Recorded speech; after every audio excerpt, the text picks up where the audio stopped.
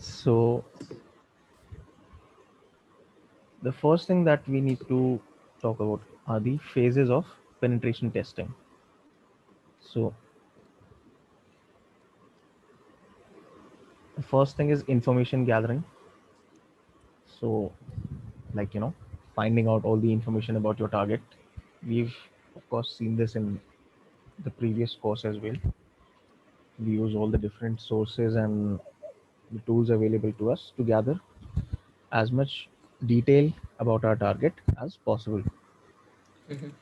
So that's the equivalent of doing your homework, because the more you know about your target, the better you have a chance of hacking them. Correct. Reconnaissance, building a case. Um,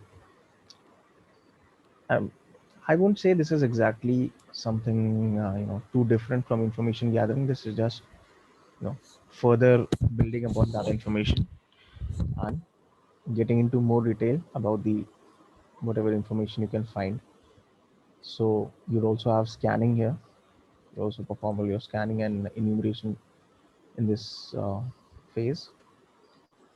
So now, when you're done with this, you have Mm-hmm. everything detailed. You have all the information that you need, and then you are going to proceed with exploitation.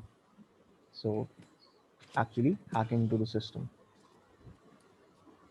So that is your access, gaining access or exploitation phase.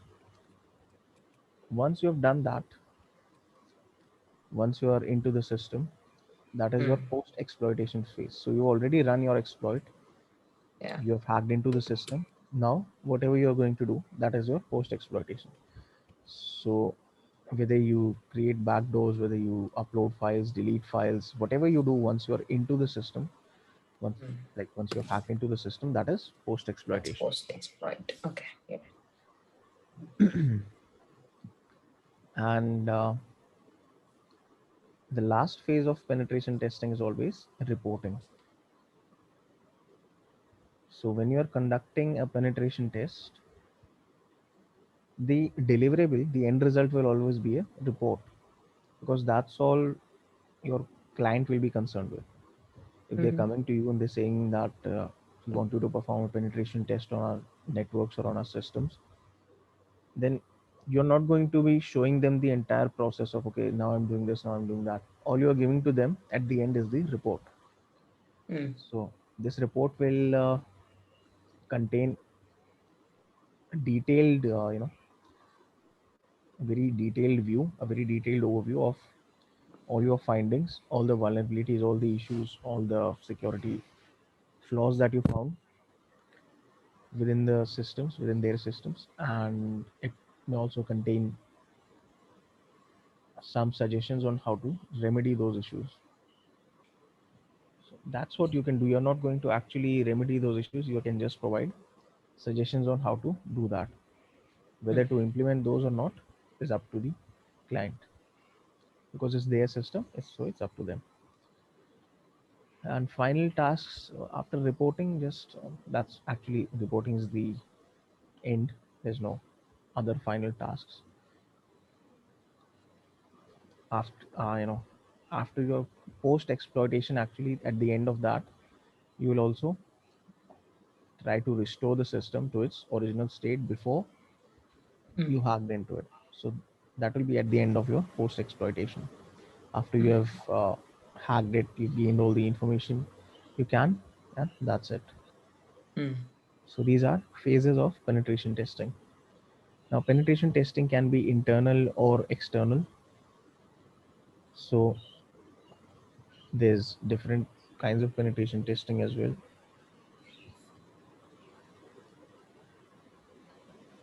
Uh, you must have heard of this during your first few classes of ethical hacking. If not, we'll just go over it again. See, an internal pen test, you know, penetration test is also known as a pen test, so for short. So internal pen test is when the test is being performed from within the organization's network. Mm. You're looking for vulnerabilities that can be exploited from within the inside. And external penetration test is conducted from outside of the network. So if I'm conducting a penetration test, you know, on some remote server, then that would be an example of an external penetration test. mm, Internal would be from within the internal network. So that's the difference between an internal and an external penetration test. okay. So that's exactly what I was talking about. External is outside of the local network, internal is inside the local network. Mm, And of course, there's vulnerability assessment where you're just trying to figure out the vulnerabilities. So you're trying to find out all the different vulnerabilities that exist within a system, but you're not doing anything to actively exploit them. Just you're just going to figure them out, and that's it. You're going to write that in your report. You're not mm, trying to actively exploit anything. You're not going to you know go into depth on trying to verify each vulnerability mm, that you might have found. But in penetration testing, that's exactly what you're going to do. You're going to try and exploit everything you can find to this is called penetration testing because you're trying to test how far, how deeply you can penetrate into that network or into that system, and mm. what are the ways you can use for that, like what vulnerabilities Okay. you can exploit, what attack vectors can you use, those kind of things. And the last thing mentioned here is security policy auditing. So now organizations have their individual security policies implemented in order to enhance their security posture. So security policy auditing is just you're trying to figure out whether the policy is being followed properly or not. So that is security policy auditing, and that's different from the other two here. You're just trying to see whether the security policy that is in place is being enforced properly, whether people are actually adhering to it or they're not. So that's what we're trying to see in security policy auditing.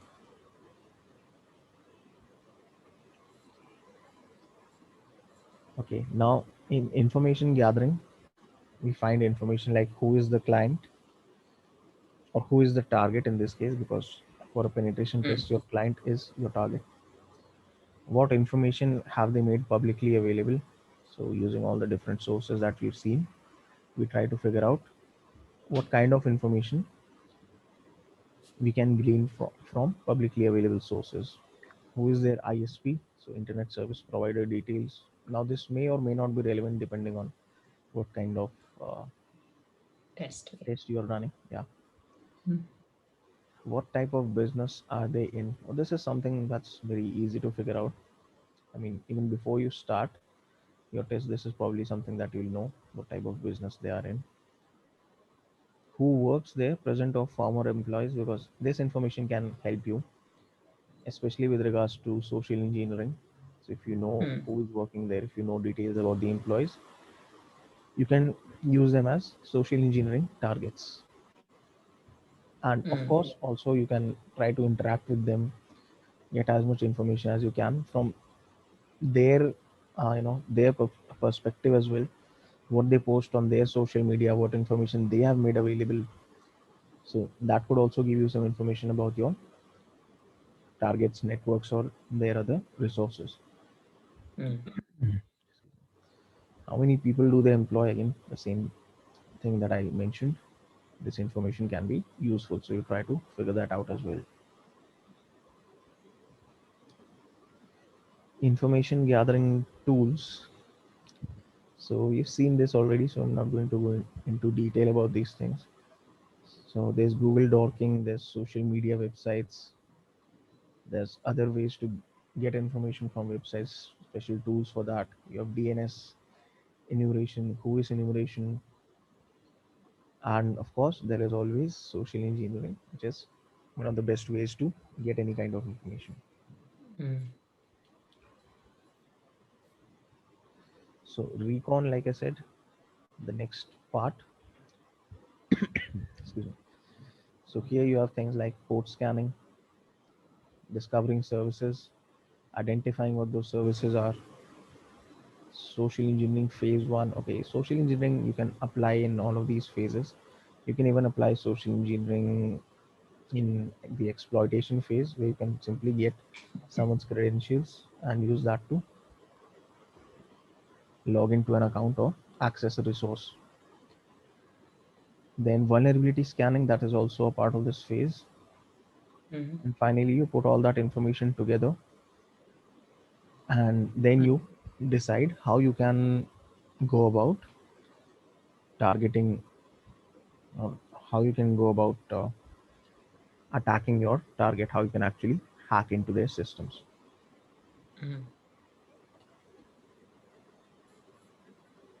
Tools that are a part of this, we've seen Nmap, HPing3, Netcat. Then you have your vulnerability scanners which help you with this. So of course Nmap is also, you can include it here. There's Nessus, there's special scanners for web applications. Those are also something that could be included here. And definitely you should include them here as well. Like you have WP scan, Uniscan, Nikto, all of those scanners. Banner grabbing or uh, verification, you can do that using Telnet. You can use that using HTTP. So whatever you want to do. RFC or port checking, simply checking what ports are available, what services are running, whether you can connect to those services or not. But also you need to keep in mind that uh, if you're able to do something without having too much interaction with the target, if you're able to get some information using such a manner, then that is more preferable than having to get information using a lot of interaction with them. What's RFC here? RFC is okay. Now I'm not sure why they have included RFC here. RFC, you know, one definition of RFC is a request for comments. So these are specifications for various protocols and their implementation. Like there is an RFC for the TCP protocol implementation. There is an RFC for all the different. I mean, there are different RFCs for different protocol implementations. So ICMP, TCP, UDP, all of that have different RFCs. So it's basically a publication which specifies the details of the implementation of that particular protocol.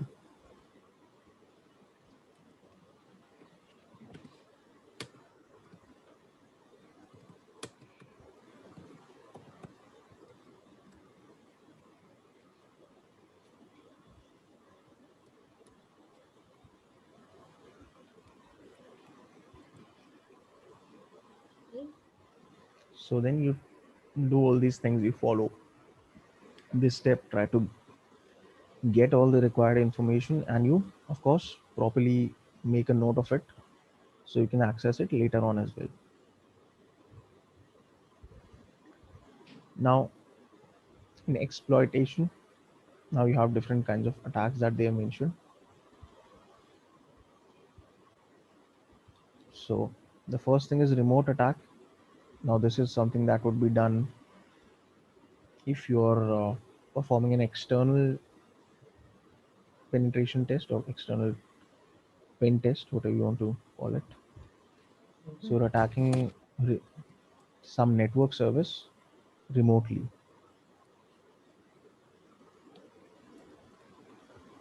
So that is simply your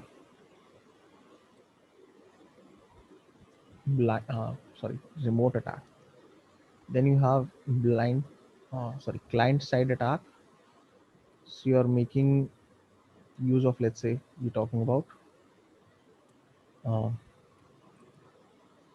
excuse me, when you force your victim, or maybe not force, when you trick your victim into downloading something on their system.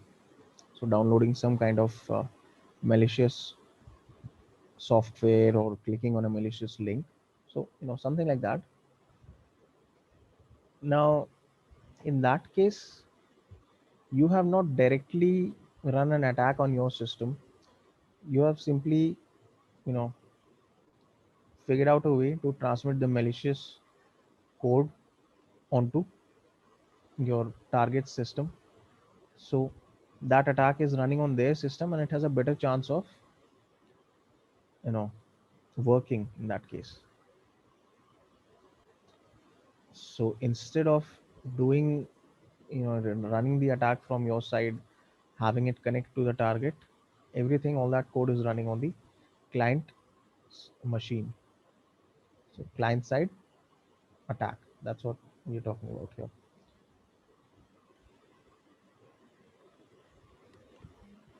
Because it's known as client side because these attacks initiate from the client side, from the victim side who downloads that content from whatever link the attacker has provided, or however the attacker may have tried to provide that malicious content.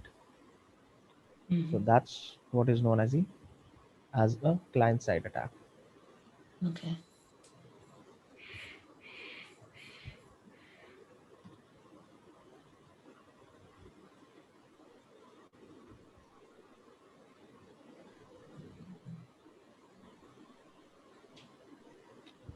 So the next thing is blind side attack. Okay, just a moment.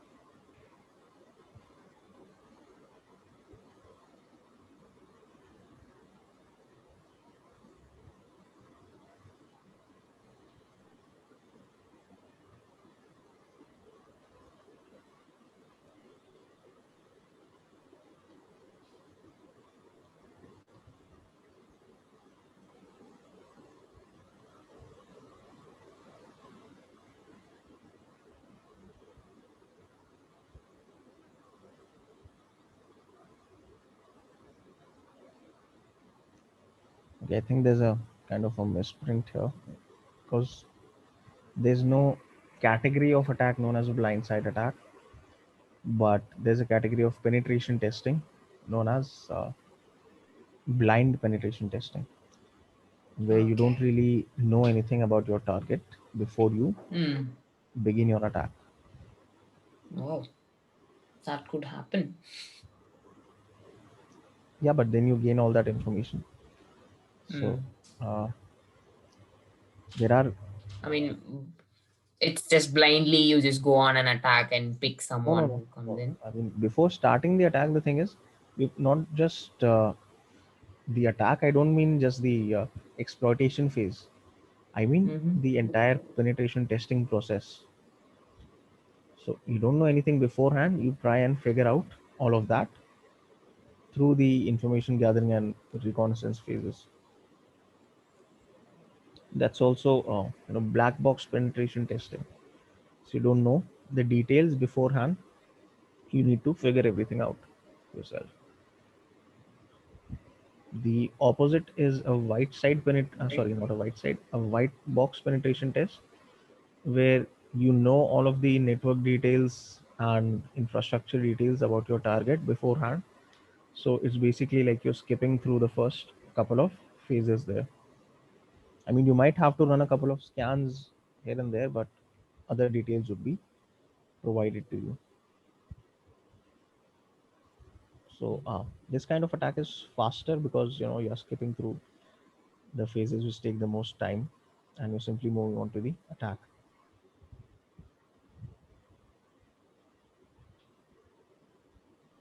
So that's the thing.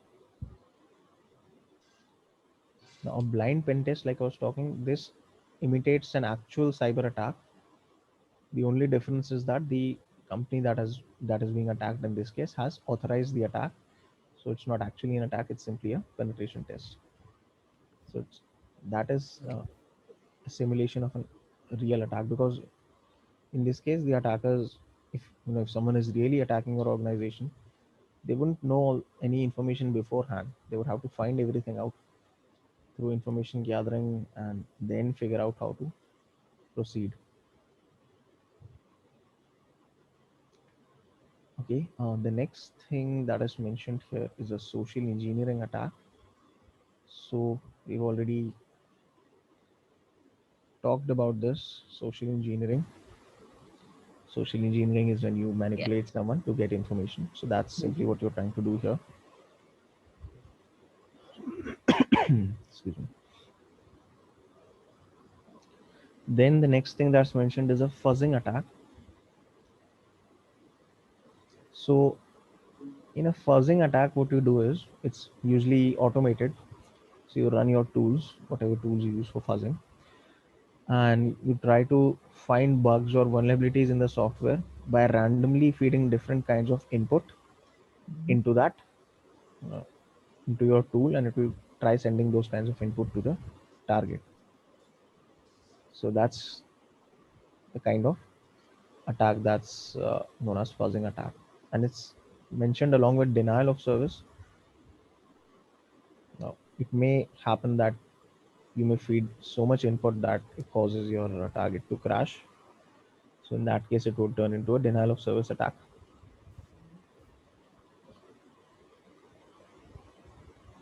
And the last thing is your man in the middle attacks.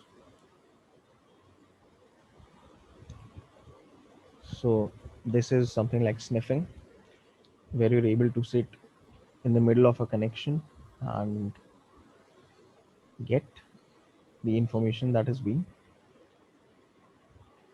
sent through that network or whatever communication is happening on that network.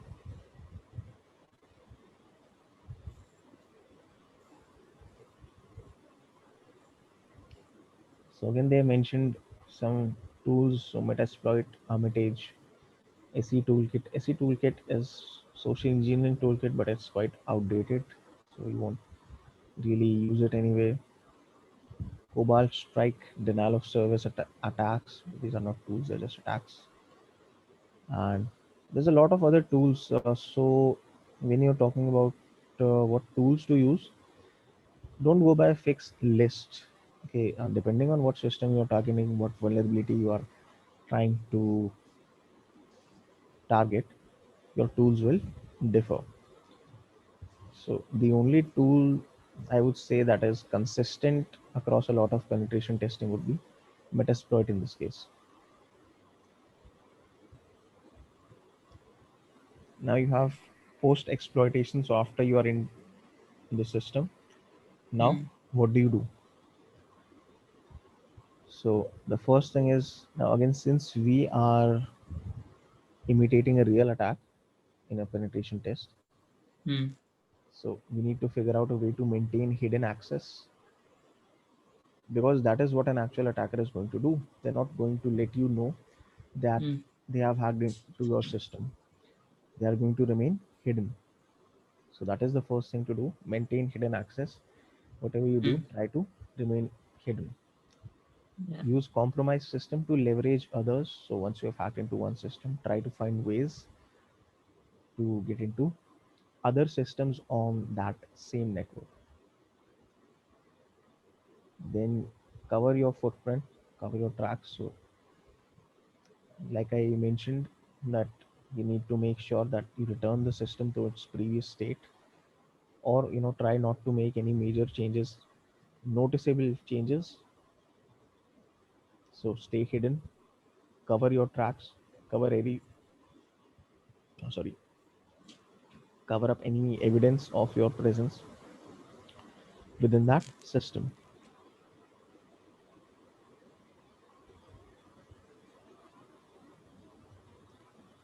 Capture evidence for proof of access. So if the client asks for proof of how you were able to access that system, then you need to capture some evidence in that case as well. It might consist of recordings or stuff of the process that you followed in order to hack into their system,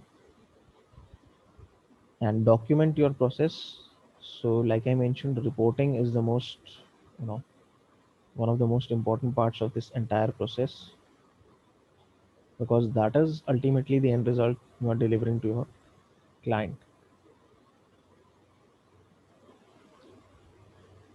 So, uh, uh, if you have performed a very thorough penetration test, but your report is not good enough, then to the client it is not going to mean anything. Even if your penetration test is, you know, so so, but your report is excellent, then to the client that is going to be a much better outcome. So no matter what you do on that system, whatever process you follow, you need to make sure that you document all of it and create a detailed report.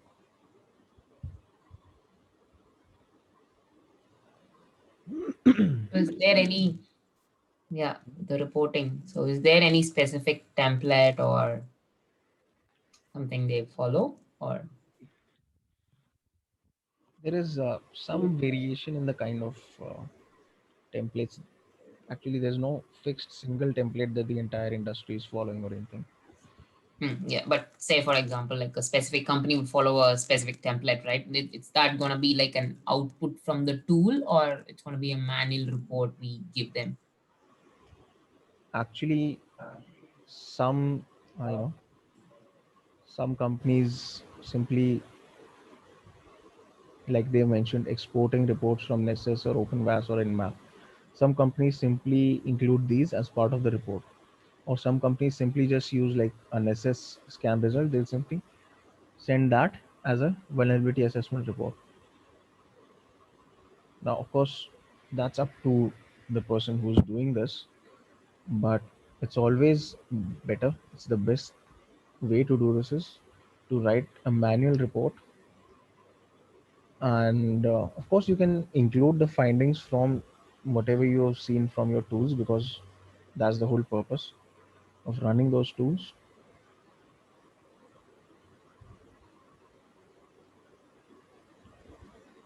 But some people just include that as the entire report. What I consider the best way is that you do whatever you want, keep Mm. proper snapshots, keep screenshots of your process, and depending on again, this will vary a little bit depending on your target, but then you explain that in detail about all the vulnerabilities that you found, whether that vulnerability was critical or not, and how you can, like, what method would you suggest to remedy that issue. Mm. Actually, So I'll just give means you a moment. the person who's doing the testing Mhm. will be the one who will report, or is there any specific role that some person would analyze the report from the tool and then they give the final report? No, no, there's no specific person who's going to write the report. Mm.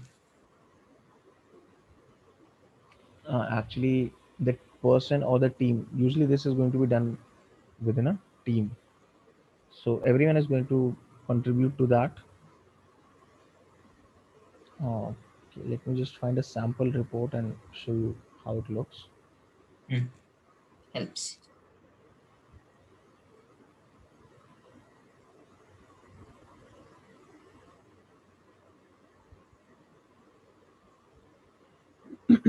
Okay, so let me just share my browser window and I'll show you that.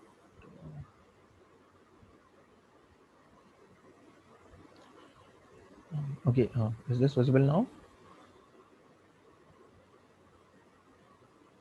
Yeah. Okay, so this is a sample penetration testing report. Okay, it's not an actual report because you're not going to find any actual reports used anywhere online. You're not, Mhm. no one is allowed to share that publicly Mm. for, obvious reasons. So in this case, so This the first page contains the title. Then you have your index. So you include a summary first. So this was contracted by so and so to conduct a test in order to. Okay, and then you need to use some heavy words here. Yeah. And okay, so Okay. then It's provide the include. summary. Actually, I think in the summary it's better to write sort of instead of paragraphs, Yeah. write some Points bulleted would help. points. Yeah, Yeah. just makes it easier to read. That's what I prefer. Then the attack narrative. You don't have to use these exact terms, attack narrative. Hmm.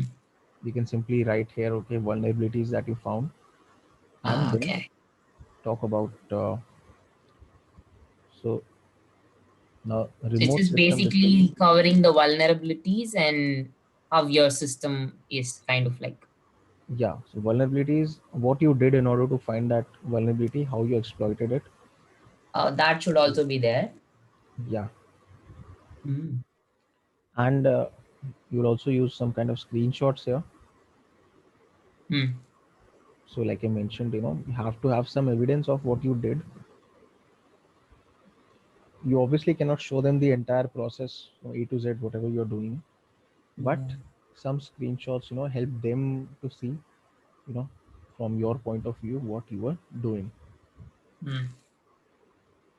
So they've also explained it here that with when we identified this, we attempted to conduct okay, they are talking about a DNS zone transfer in this case. So they say that we found this domain was vulnerable to a zone transfer and so and so. So they have explained all of that and more screenshots containing these things. Then they moved on to the next vulnerability. They have included screenshots of what they did to find this, how they exploited this.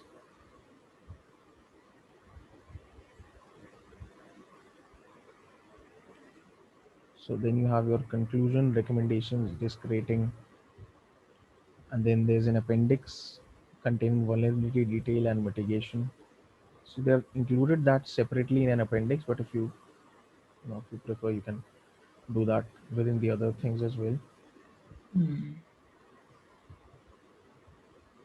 So that's up to you. If you look for other sample reports, you'll find them as well easily. I'll just link to this one in chat.